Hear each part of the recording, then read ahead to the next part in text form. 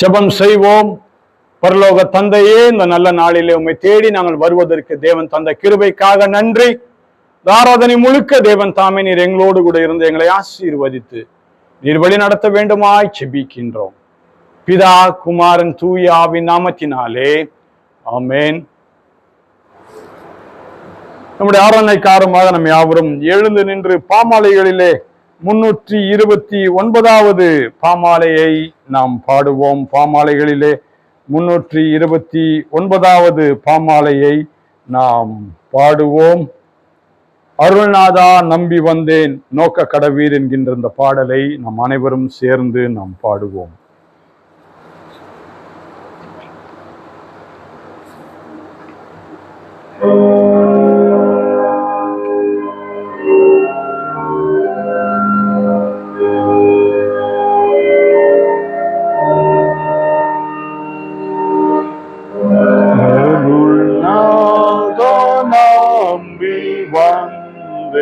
நோக்க கடவே கைமாறின் பிரியனாய் மூற்றும் ரட்சிப்பீர். தஞ்சம் வேண்டி நம்பி வந்தேன் தேரு பாதத்தில். பாவமானி பாருள் வீரின் நேரத்து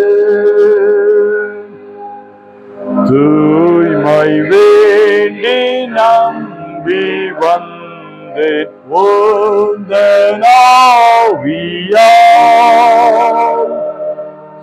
சுத்தி செய்வீர் மாசில்லாத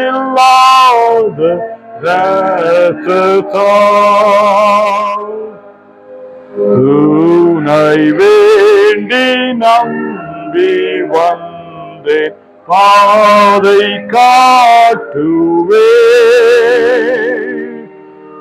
கேட்கி செய்து நேர்த்தம் நன்மை நல்குவே. சக்தி வேண்டி நம்பி வந்தே ஞானம் வேலனு அக்னி நாவும் வல்ல வாக்கும் ஏந்திடு. இயேசு நாதா நம்பி வந்தேன் தவறாமலே. என்னை என்றும் தாங்கி நின்று தாருவே.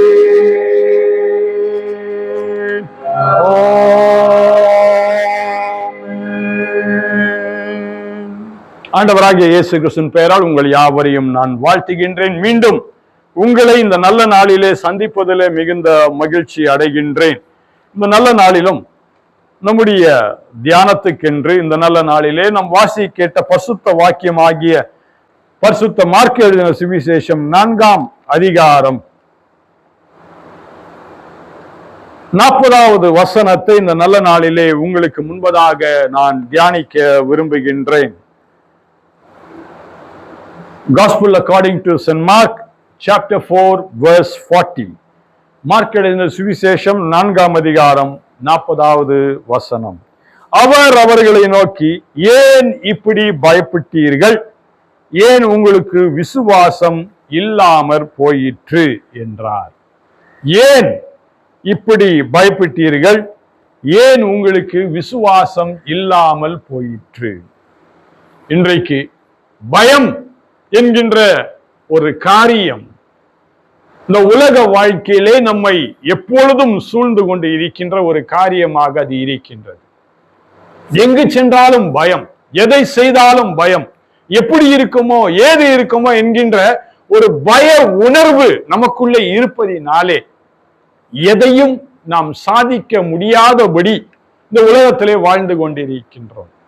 ஒருவேளை நான் ஆலயத்துக்கு வருகின்றேன், வேதத்தை வாசிக்கின்றேன், ஆண்டவரை மகிமைப்படுத்துகின்றேன், அவருக்காக எல்லாவற்றையும் செய்ய விரும்புகிறேன் என்று சொல்லியும் நமக்குள் ஒரு பயம் இருக்கின்றது. இதற்கு காரணம் என்னவென்றால், இயேசுவானவரே அங்கே கேட்கின்றார், ஏன் பயப்பட்டீர்கள், ஏன் விசுவாசம் இல்லாமல் போயிற்று? இத்தனை காரியங்களையும் இந்த உலக வாழ்விலே நாம் செய்து கொண்டிருந்தாலும் நமக்குள்ளே இருக்க வேண்டிய விசுவாசம் இல்லாதபடியினாலே நாம் பயப்பட வேண்டிய சூழ்நிலைக்குள்ளாக நாம் தள்ளப்படுகின்றோம் என்பதை நாம் பார்க்கின்றோம்.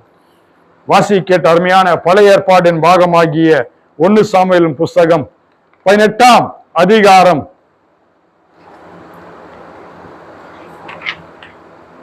12ஆம் வசனத்திலே நாம் பார்க்கின்றோம், கர்த்தர் தாவீதோடு கூட இருக்கிறார் என்றும் தன்னை விட்டு விலகி போனார் என்றும் சவுல் கண்டு தாவீதுக்கு பயந்து என்று சொல்லி நாம் பார்க்கின்றோம். இன்றைக்கு பயம் ஏன் வருகின்றது என்பதை முதலாவது நாம் சற்று சிந்தித்து ஆராய்ந்து பார்ப்போம். இங்கு நாம் பார்க்கின்றோம், கர்த்தர் தாவீதோடு கூட இருக்கிறார் என்றும் தன்னை விட்டு விலகி போனார் என்றும் சவுல் நினைக்கின்றார் என்று சொல்லி நாம் பார்க்கின்றோம். நம்முடைய உலக வாழ்க்கையிலே பிரச்சனைகளுக்கு கூட நாம் கடந்து செல்லும் பொழுது, உபத்திரங்களுக்கு கூட நாம் கடந்து செல்லும் பொழுது நாம் என்ன நினைக்கின்றோம்? ஐயோ, என்னோடு கூட இந்த பரிசுத்த ஆவியாகிய தேவன் என்னை விட்டு விலகி போய்விட்டாரோ, என்னோடு கூட அவர் இல்லையோ என்கின்ற ஒரு பயம் நமக்குள் வருகின்றது. இதற்கு காரணம் என்ன? நமக்குள் இல்லாத விசுவாசம், நமக்கு இருக்க வேண்டிய விசுவாசம் இல்லாமல் போனதினாலே, நம்முடைய விசுவாசம் குன்றியபடியினாலே நமக்குள் இந்த பய உணர்ச்சி வந்து விடுகிறது. ஏதாவது பிரச்சனையை நாம் சந்திக்கும் பொழுது உடனே நமக்கு பயம். அப்படி இல்லாதபடிக்கு இதை ஆண்டவர் பார்த்து கொள்வார், என்னோடு கூட என்னை உருவாக்கின ஆண்டவர் இருக்கின்றார், என்னை பேர் சொல்லி அழைத்த ஆண்டவர் இருக்கின்றார் என்ற உணர்வோடு கூட நாம் வாழும் பொழுது நிச்சயமாக பயம் என்கின்ற ஒரு காரியம் நமக்குள் இல்லாதபடிக்கு இந்த உலகத்தை ஜெயிக்கக்கூடிய ஒரு தைரியம் நமக்கு நிச்சயமாக கிடைக்கும். ஒன்றுமில்லை, இந்த காரியத்தை சற்று நான் சொல்லும் பொழுது எனக்கு ஒரு காரியம் ஞாபகம் வருகின்றது. என்னவென்றால், அருமையான இந்த தாவீதை கண்டு ஏன் சவுல் பயந்தான் என்று சொல்லி நாம் பார்க்கும் பொழுது, பெலிஸ்தியனாகிய கோலியாத் வந்து நிற்கின்றான். அவனை எதிர்கொள்ளக்கூடிய நிலையிலே சவுல் இருந்தான், எதிர்கொண்டான், ஆனால் ஜெயிக்க முடியவில்லை. அவ்வளவுதானே தவிர எதிர்கொண்டு அவனுக்கு எதிர்த்து நிற்கக்கூடிய அந்த நிலையிலே சவுல் இருந்தார், ஆனால் ஜெயிக்க முடியவில்லை. காரணம் என்ன? பயம்தான் அவனை கோலியாத்திலிருந்து ஜெயிக்க முடியாதபடிக்கு தேவன் வேறு ஒருவரை வைத்து, தாவீதை வைத்து ஜெயிக்க முடியாத காரியத்தை செய்தார். ஒருவேளை இந்த நாளிலே நாம் நினைக்கலாம், என்னோடு கூட ஆண்டவர் இருக்கிறார், நான் எல்லாவற்றையும் செய்து முடிப்பேன், கர்த்தருடைய பலத்தினால் எல்லாவற்றையும் செய்து முடிப்பேன், வாயினாலே சொல்லுகின்றமே தவிர விசுவாசம் இல்லாதபடியினாலே நமக்கு பயம் உண்டாகுகின்றது. என்னோடு கூட ஆண்டவர் இருக்கின்ற அந்த விசுவாசத்தோடு இருக்கும் பொழுது, என்னை பலப்படுத்துகிற கிறிஸ்துவினாலே எல்லாவற்றையும் செய்ய பலன் உண்டு என்று சொல்லி நம்மை நாம் தைரியப்படுத்தி தைரியமாக இந்த உலக வாழ்க்கையின் உபத்திரங்களுக்குள்ளே கடந்து சென்று தைரியமாக நாம் செல்லும் பொழுது ஆண்டவர் நமக்கு வெற்றியை நிச்சயமாக தருவார். இந்த சவுலின் வாழ்க்கையிலே அவனுக்கு ஒரு உணர்வு வருகின்றது, நினைவு வருகின்றது. என்ன? என்னை விட்டு தேவன் விலகிவிட்டார், தன்னை விட்டு தேவன் கர்த்தர் விலகி போனார் என்று சவுல் கண்டு என்று சொல்லி வேதத்தில் நாம் பார்க்கின்றோம். அப்படி என்றால் அவனுக்குள்ளே தேவன் இருப்பதை அவன் மறந்து விட்டான், தேவன் அவனோடு கூட இருப்பதை சவுல் மறந்து விட்டான். ஆகவே அடுத்த காரியம் என்ன நடக்கின்றது நாம் பார்க்கின்றோம். தாவீதுக்கு பயந்தான். ஏன் தாவீதுக்கு பயப்பட வேண்டும்? தாவீது தான் பெலிஸ்தனாகிய கோலியாத்தை வென்றான். ஆக நாம் பலவீனப்பட்டு விட்டோம், இப்பொழுது தாவீது மேன்மையாகிவிட்டான். காரணம், மக்கள் எல்லாம் தாவீதை குறித்து மேன்மையாக பேச ஆரம்பித்து விட்டார்கள். தாவீது செய்கின்ற ஒவ்வொரு காரியமும் வெற்றியாக இருந்தது என்று சொல்லி நினைக்கும் பொழுது சவுலுக்கு ஒரு பயம் உண்டாகிவிட்டது தாவீதை குறித்து. நம்ம நன்றாக புரிந்து கொள்ள வேண்டும். ஒருவேளை ஒரு ட்ரெயின்ல போறோம், அல்லது ஒரு பஸ்ல போறோம், அல்லது ஒரு பிளைட்ல போறோம்னா நாம ஏறி அதை உட்கார்ந்து ஓட்டுறது அல்ல, வேறு ஒருவர் நமக்காக ஓட்டி கொண்டு இருப்பார். நாம் போய் சேர வேண்டிய இடத்திலே திட்டமாய் நேரத்தோடு கூட சரியான நேரத்திலே குறிப்பிட்ட நேரத்திலே நாம் போய் சேர வேண்டிய இடத்திலே கட்டாயம் போய் சேருகின்றோம். இது தேவன் ஏற்படுத்துகின்ற காரியம். எல்லாவற்றையும் நாம் தான் செய்ய வேண்டும் என்று நாம் நினைக்க கூடாது. நமக்குள்ளே தேவன் இருப்பாரானால் தேவன் வேறு ஒருவரை வைத்து கூட நமக்காக எல்லாவற்றையும் செய்து முடிப்பார். இதுதான் அந்த நாட்களிலே இஸ்ரவேல் மக்களுடைய தேவனுடைய சித்தமாய் இருந்தது. எங்கோ ஆடுகளை மேய்த்துக் கொண்டு இருந்தவன் தன்னுடைய அண்ணன்மார்களை சகோதரர்களை சந்திக்கும்படியாக உணவு கொண்டு வந்து கொடுக்கும்படியாக வந்தவன். கடைசியில் அவனை கொண்டுதான் தேவன் பெலிஸ்தியனை, அந்த கோலியாத்தை கொன்று போடும்படியாக தாவீதை கொண்டு தேவன் பெரிய காரியத்தை, இஸ்ரவேல் மக்களுக்கு ஒரு பெரிய வெற்றியை தேவன் கொடுத்தார் என்று சொல்லி பார்க்கின்றோம். அப்படிதான் நம்முடைய வாழ்க்கையிலும் எல்லாரோடு கூட நாம் இருக்கும் பொழுது யார் மூலமாவது தேவன் நமக்காக காரியங்களை செய்து முடிப்பார். ஆகவேதான் வேதம் சொல்லுகின்றது, இயேசுவானர் வளரும் போது எப்படி வளர்ந்தாராம்? அவர் மனுஷ தயவினால் வளர்ந்தார் என்று சொல்லி வேதம் கூறுகின்றது. மனுஷர் தயவையும் பெற்றுக்கொண்டார். இந்த உலக வாழ்க்கையிலே மனுஷர் தயவையும் நாம் பெற்றுக்கொள்ள வேண்டும் என்றால் பரிசுத்த ஆவியாகிய தேவன் நமக்குள் இருக்க வேண்டும். நாம் தேவனுக்கு பயந்து இருக்கும் பொழுது மனுஷர்கள் தானாக நம்மை தேடி வருவார்கள். நமக்கு உதவிகரம் நீட்டை நமக்கு உதவி செய்ய கட்டாயம் வருவார்கள். எப்ப தெரியுமா? ஆண்டவர் பேரிலே நாம் விசுவாசம் வைக்க வேண்டும். என்னை முழுமையாய் தேடுகின்றவன் என்னை கண்டடைவான் என்று சொல்லி ஆண்டவர் சொல்லுகின்றார். முழு மனதோடு கூட நம் ஆண்டவரை தேடும் பொழுது நம் ஆண்டவரை கண்டடைய முடியும்.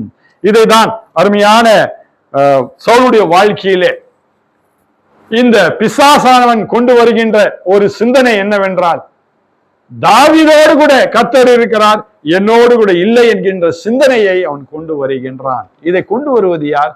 பிசாசு. நம்முடைய வாழ்க்கையிலும் ஒருவேளை பிரச்சனைகளுக்குள்ளே நாம் போகும் பொழுது திடீர்னு என்று சொல்லி நமக்குள்ளே ஒரு பய உணர்ச்சி வருகின்றது. இந்த பய உணர்ச்சியை கொண்டு வருவது யார்?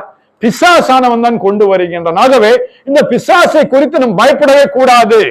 அப்பாலே போ பிசாசே, அப்பாலே போ சாத்தானே. இயேசுவானவரும் இதே வார்த்தையை தம்மோடு கூட இருந்த சீடனை பார்த்துதான் சொன்னார். இன்றைக்கு நம்மோடு கூட இருக்கின்றவர்கள் தான் ஒருவேளை நமக்கு விரோதமாக வருவார்கள், நமக்கு தவறான சிந்தைகளை நமக்கு கொடுப்பார்கள், தவறான உணர்வுகளை நமக்கு தருவார்கள். இதெல்லாம் முடியாதுங்க, இதெல்லாம் நடக்காதுங்க, ஏன் இதெல்லாம் போட்டு சிந்திச்சுட்டு இருக்கிறீங்க, இதெல்லாம் நடக்காதுங்க வாழ்க்கையில, நமக்கு இதெல்லாம் நடக்குமா என்று சொல்லி நம்மை அவர்கள் சோர்வடைய செய்வார்கள். இதற்கெல்லாம் நாம் பயப்படாதபடிக்கு என்னை உண்டாக்கின ஆண்டவர் பெரியவர், என் தாயின் வயிற்றிலே என்னை பேர் சொல்லி அழைத்த ஆண்டவர், என்னை முன் குறித்த ஆண்டவர், என்னை பிரித்தெடுத்த ஆண்டவர், என்னை அபிஷேகித்த ஆண்டவர், என்னுடைய பாவத்திலிருந்து என்னை மீட்ட ஆண்டவர், இன்றும் உயிருள்ள ஆண்டவர் என்னை பாதுகாப்பார் என்ற விசுவாசத்தோடு கூட நாம் இருக்கும் பொழுது பயம் நம்மை விட்டு நீங்கிவிடும். என்னை பார்த்து என்னுடைய நண்பர்கள் அடிக்கடி கேட்பார்கள், சிறு வயதில் இருக்கிற அதே தைரியம் இன்றும் உனக்கு இருக்கின்றதே எப்படி? அது ஒரு பெரிய ரகசியமே இல்லை. எனக்கு தெரியும், என்னை இந்த உலகத்திலே உயிரோடு கூட வைத்திருக்கின்ற ஆண்டவர், அவர் என்னை பராமரித்துக் கொள்வார். அவருடைய கரங்கள்ல நான் இருக்கிறேன். எதை செய்தாலும் அவருடைய சித்தம் கொண்டுதான் நான் செய்கிறேன் என்கின்ற ஒரு உணர்வு எனக்குள்ளே இருக்கின்றது. ஆகவே பயம் என்கின்ற காரியத்தை என் மனதில் கொண்டு வருவதே கிடையாது. அடுத்ததாக நாம் பார்க்கின்றோம், வாசிக்க அருமையான பரிசுத்த வாக்கியமாகிய மார்க்கு சுவிசேஷம் 4ஆம் அதிகாரத்தில் 40ஆம் வசனத்துல அவர் அவர்களை நோக்கி, ஏன் இப்படி பயப்பட்டீர்கள்? ஏன் உங்களுக்கு விசுவாசம் இல்லாமல் போயிற்று? இந்த சூழ்நிலையை நாம் பார்க்கும் பொழுது இயேசுவானவரோடு கூட தான் அந்த சீடர்கள் இருந்தார்கள். இயேசுவானவரும் சீடரோடு கூட தான் இருக்கின்றார். இவர்கள் அனைவரும் என்ன செய்கின்றார்கள்? படகுகளை போகின்றார்கள். அந்த படகுகளை போகும் பொழுது இயேசுவானவர் அயர்ந்த நித்திரையோடு கூட இருந்தார் என்று சொல்லி நாம் பார்க்கின்றோம். நன்றாக தூங்கி கொண்டிருக்கின்றார். எப்பேற்பட்ட சூழ்நிலையில் தெரியுமா? பயங்கரமான காற்று அடிக்குது, பயங்கரமான கடல் கொந்தளிப்பு, பயங்கரமான அலை வீசுகின்றது. இப்பேற்பட்ட நிலையிலே நன்றாக தூங்கி கொண்டிருக்கின்றார். எப்படிங்க முடியும்? கொஞ்சம் கார்லயோ பஸ்லயோ நம்ம போகும்போது திடீர்னு ஒரு பிரேக் அடிச்சாலே நம்முடைய தூக்கம் கலைந்து போய் விடுகின்றது. ஆனால் இங்கு காற்றடிக்கின்றது, அலை அடிக்கின்றது, படகு ஒருவேளை பயங்கரமாக தூக்கி போட்டு கொண்டிருக்கும். இந்த நிலையிலும் அயர்ந்த நித்திரையிலே இயேசுவானவர் இருக்கின்றார் என்றால் எப்படி அது? இது நமக்கு ஒரு புரியாத ஒரு புதிர்தான்.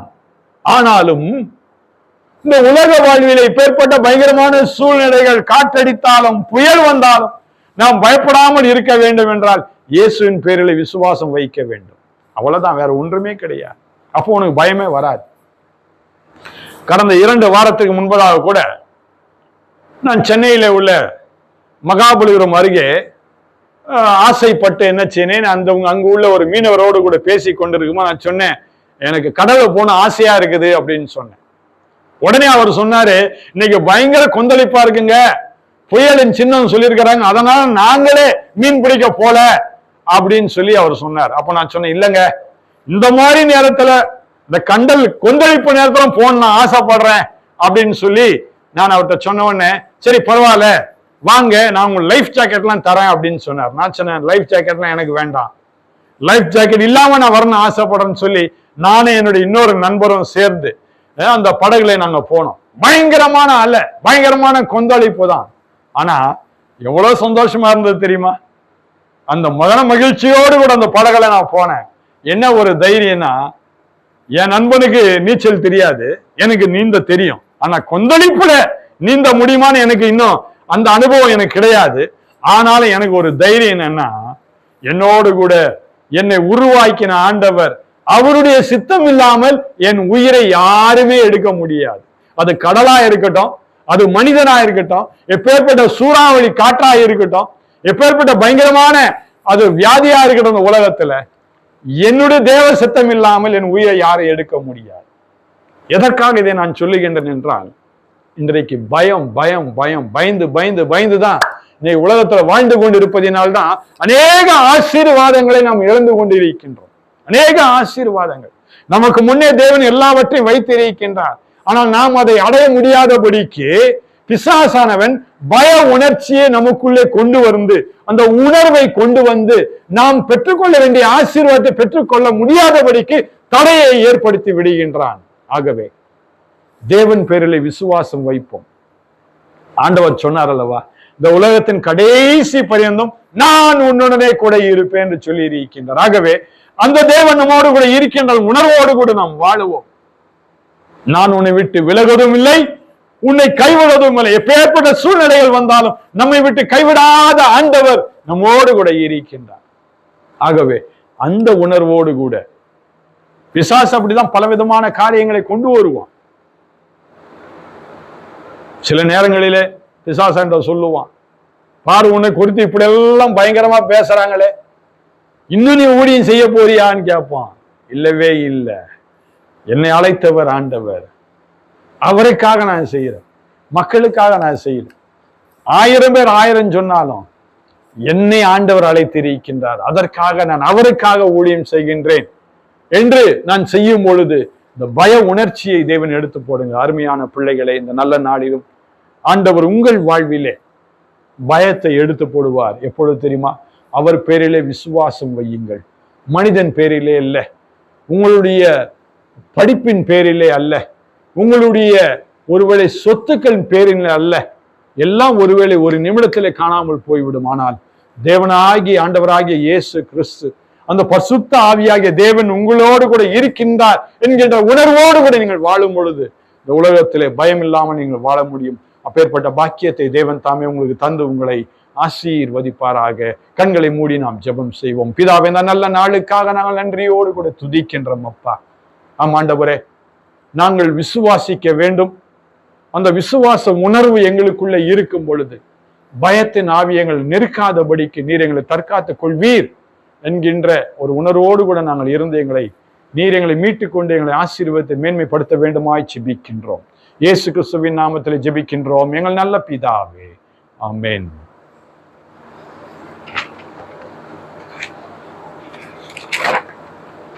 மீண்டுமாய் நம் யாவரும் எழுந்து நின்று கீர்த்தனைகளிலே 29வது கீர்த்தனையை நாம் பாடுவோம். அப்பொழுது சபைக்கென காணிக்கை எடுக்கப்படும். கீர்த்தனைகளிலே 29வது கீர்த்தனை, மேசியா இயேசு நாயனார் எம்மை மீட்கவே நரநாயினார் என்கின்ற இந்த பாடலை நாம் பாடுவோம். கீர்த்தனை 29. அப்பொழுது சபைக்கென காணிக்கை எடுக்கப்படும்.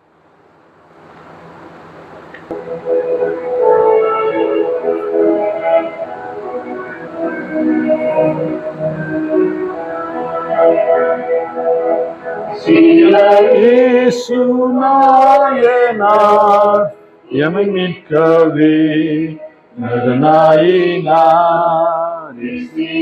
இயேசு நாயனார் எம்மை மீட்கவே நரநாயினார். சமாய்ந்த காசினியோடு இந்த அனைத்தும் போக்கவே மாசிலானோரீசன் போலவே வந்தாயன் கவி நோக்கவே. நிசியாயே சுனாயனா எம்மை மீட்கவே நரநாயினா.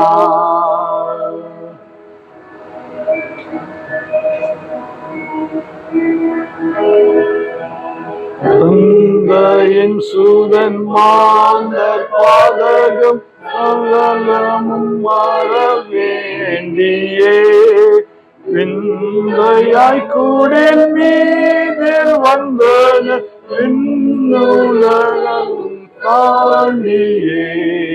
மெசியா இயேசு நாயனார் மீட்கவே நரநாயினார்.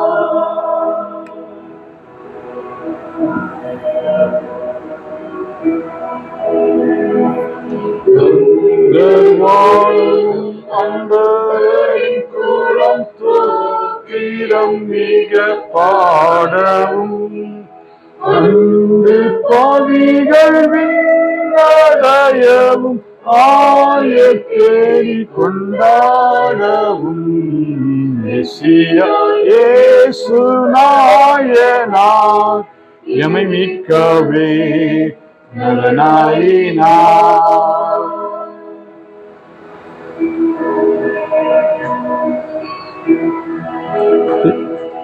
தேவனாம் நித்திய ஜீவனாம் ஒரே திருசூதன் மனுவேலனார் பாவிகள் எங்கள் பாவம் மாறவே வாழ்த்தி வந்தேவ பாலனாய். மெசியாயே சுனாயனார் எம்மை மீட்கவே நரநாயினார். ஜெபம் செய்வோம். பிதாவே, இந்த நல்ல நாளிலும் எங்களை நீர் அழைத்து வந்தீர், உம்முடைய நாமத்தை மகிமைப்படுத்த உதவி செய்தீர். இந்த நாளிலும் ஆண்டவரே, நீர் எங்களுக்கு பயத்தின் ஆவியை எடுத்து போடும்படியான ஒரு நல்ல ஆலோசனையை கொடுத்தீர். உம் பேரிலே விசுவாசம் நாங்கள் வைக்கும் பொழுது ஆண்டவரே, எல்லாவற்றிலும் நீர் எங்களை மேன்மையாக வைப்பீர், பயமில்லாமல் வாழும் வாழ்க்கையை தருவீர் என்று சொல்லி நீர் கற்றுத்தந்தமைக்காக நன்றி செலுத்துகின்றோம். இந்த நல்ல நாளிலும் ஆண்டவரே, இந்த ஆலயத்திற்குள்ளாக வந்து இந்த ஆராதனை கலந்து கொண்ட ஒவ்வொருவரையும் அப்படியே நீர் ஆண்டவரை ஆசீர்வதித்து நீர் மேன்மைப்படுத்த வேண்டுமாய் செபிக்கின்றேன். வராதவர்களையும் இந்த நல்ல நாளிலே நாங்கள் நினைவு கூறுகின்றோம். அவர்களையும் மீண்டும் ஆலயத்திற்கு வருவதற்குரிய பாக்கியத்தை ஏற்படுத்தி தாரும். அவர்களையும் ஆசீர்வதியும் அவள் தேவைகளையும் நீர் தந்தருள வேண்டுமாய் செபிக்கின்றோம். உமக்கே எல்லா துதிகன மகிமையை நாங்கள் செலுத்துகின்றோம். மீட்பர் இயேசு கிறிஸ்துவின் நாமத்தில் ஜெபிக்கின்றோம் எங்கள் நல்ல பிதாவே, ஆமென். நமது ஆண்டவராகிய இயேசு கிறிஸ்துவின் கிருபையும் பிதாவாகிய தேவனுடைய அன்பும் பரிசுத்தாவின் ஐக்கியமும் சமாதானமும் நம் அனைவரோடு கூட இன்றும் என்றும் இருப்பாராக.